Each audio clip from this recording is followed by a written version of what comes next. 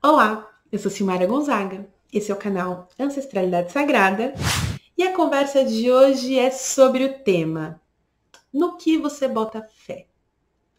Esse papo de fé, ele é um papo assim, que ele pode ser leve, ele pode ser pesado. Eu vou tentar conduzir para um lado um pouco mais leve, no sentido realmente da força que a gente pode desenvolver através de algumas experiências. Eu gostaria também aqui de falar um pouco sobre essa, não comparação, não vamos chamar de comparação, mas vamos chamar de relação entre a espiritualidade e a religião, porque são duas coisas diferentes. Isso é muito importante a gente delimitar esses espaços.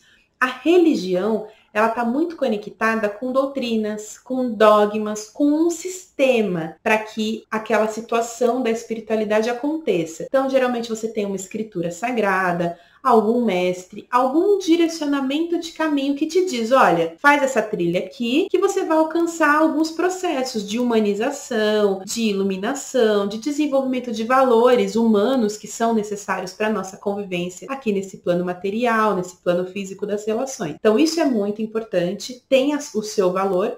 E todas as egrégoras, na verdade, elas contribuem de alguma forma. Por muito tempo eu critiquei algumas religiões, e algumas até com um pouco mais de força, e tirando um pouco da visão mais capitalista, que realmente algumas religiões, eu diria que elas não são religiões, elas são braços do capitalismo, para direcionar e conduzir pessoas para um propósito, possivelmente de enriquecimento, inclusive, de algumas poucas pessoas, mas eu não vou entrar nesse mérito agora. Tirando esse lado, todas as doutrinas, dogmas, sistemas que conduzam as pessoas para um processo de humanização, de reconhecimento, de compaixão, reconhecimento que eu digo nesse nível humano mesmo do outro, né? De ver um outro como um igual, de conseguir minimizar um pouco esse aspecto material da vida e fazer com que a gente olhe para outros aspectos, para o aspecto energético, para o aspecto espiritual, para o aspecto do autoconhecimento. Existem muitas doutrinas e religiões, inclusive, voltadas para essa questão do autoconhecimento. Aqui no mundo ocidental, cada vez mais as pessoas têm buscado essas doutrinas de autoconhecimento e autodesenvolvimento. Então, isso tem dentro do budismo, isso tem dentro do hinduísmo, com suas ressalvas. Sempre há ressalvas em qualquer lugar, em qualquer grupo de pessoas, mas é importante a gente entender que a espiritualidade em si, ela é uma outra coisa. Ela pode participar da religião, mas ela não é a religião. A espiritualidade, inclusive, pode ser desenvolvida independente de religião, e isso eu acho o ponto essencial para a gente voltar para o nosso tema, no que a gente bota fé. Por muito tempo eu me questionei sobre esse movimento, porque a espiritualidade é um aspecto da nossa vida. Teve um outro vídeo onde eu falei sobre os diversos aspectos da nossa vida.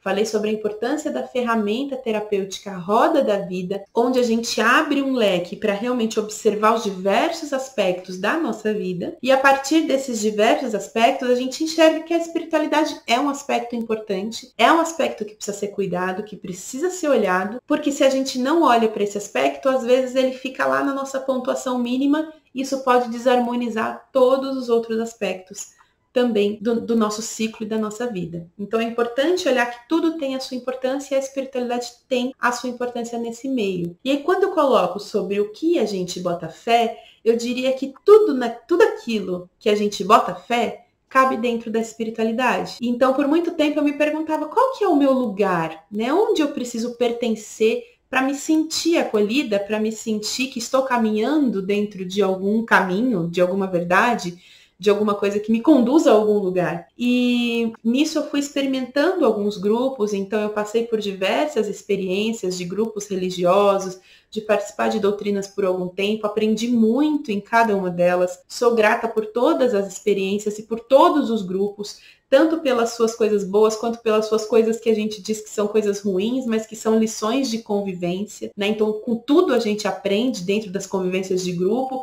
As religiões, elas têm um pouco disso voltada para as experiências em grupo, que você vai vivenciando outros elementos que estão para além da doutrina, que a própria questão do relacionamento humano, do relacionamento, né, em sociedade, em grupo, em divisões de tarefas, em divisões de responsabilidades, hierarquias e uma série de questões que as religiões envolvem. E todos esses aprendizados foram muito importantes. Mas eu cheguei em um determinado momento em que eu estava me cobrando muito sobre essa questão de pertencer a um lugar, a uma casa, a um grupo, para poder ter um processo de identidade. E, na verdade, me chegou uma postagem de um amigo que foi muito emblemática.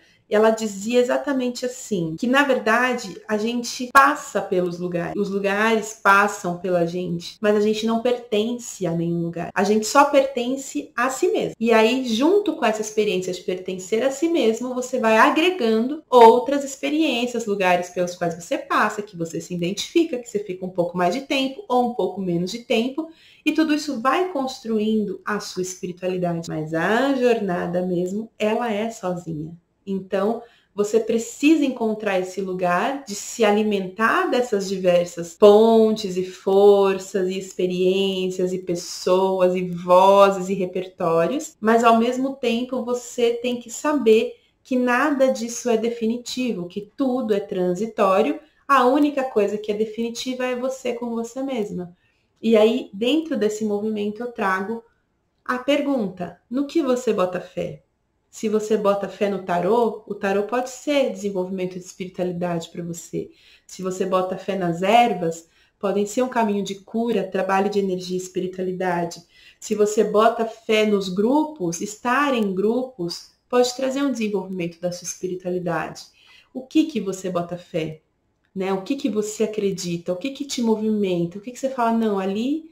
Pode ser até que eu não domine aquele lugar ali, mas ali é um lugar de verdade. Eu acho que isso é importante, a gente saber que não existe um único caminho e não existe uma única verdade. Qualquer caminho que se diga, eu sou a única verdade, já tem algo estranho ali. Porque a verdade, ela não se manifesta numa única visão.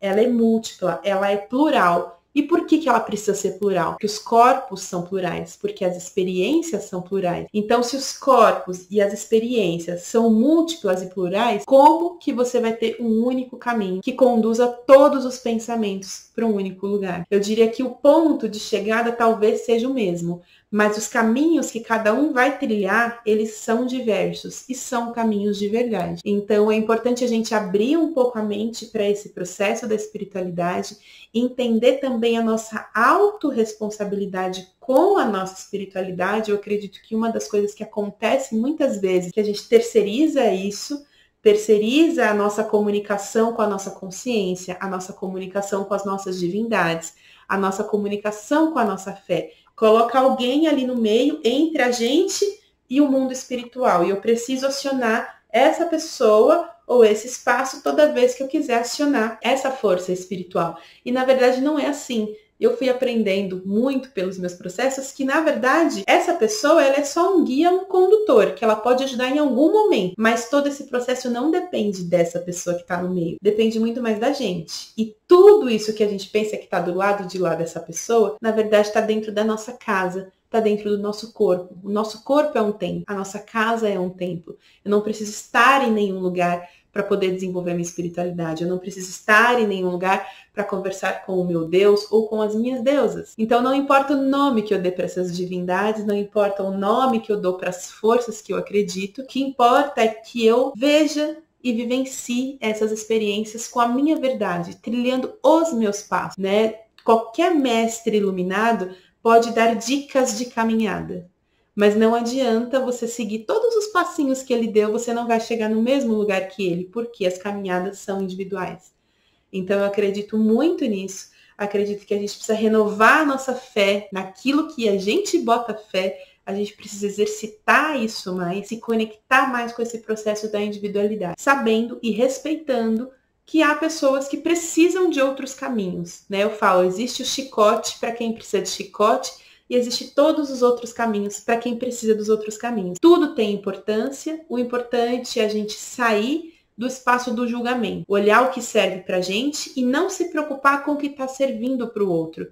Se o outro, se você acha, se você tem um julgamento de que o outro, de repente, está num caminho assim ou assado, ou que aquilo está fazendo uma coisa ou outra para ele, isso compete somente a ele decidir. Se ele achar que serve, ele vai continuar. Se ele achar que não serve, em algum momento ele vai mudar. Mas ele precisa passar por aquela trajetória, seja ela qual for. Ele precisa. Então, o olhar do julgamento é justamente o quê? A gente olhar uma situação e querer deduzir vendo apenas uma parte dessa verdade, né? A gente não conhece o todo, a gente não sabe por que a pessoa está naquela situação e por que ela precisa passar por toda aquela trajetória para que ela de repente desperte. Então, é importante a gente sair desse lugar do julgamento, entender que todos os caminhos servem e mais do que ficar olhando o caminho do outro, ficar olhando para o nosso caminho, olhar para os nossos pés, para o chão que a gente pisa e saber para onde a gente está caminhando. E quando a gente não souber para onde está caminhando, sentar um pouco, balançar as pernas e esperar um acolhimento de toda essa espiritualidade que nos cerca. Nunca estamos sozinhas, por mais que achemos que estamos, por mais que nos sentimos em alguns momentos só, mas nós não estamos e precisamos resgatar de vez em quando essas forças que nos habitam e chamar por essas vozes, por essas presenças, por essas forças dentro daquilo que você bota fé. Então fica aqui a minha pergunta de hoje. Resgate e pense no que você bota fé. Esse foi o Ancestralidade Sagrada de hoje e a gente se vê no próximo vídeo.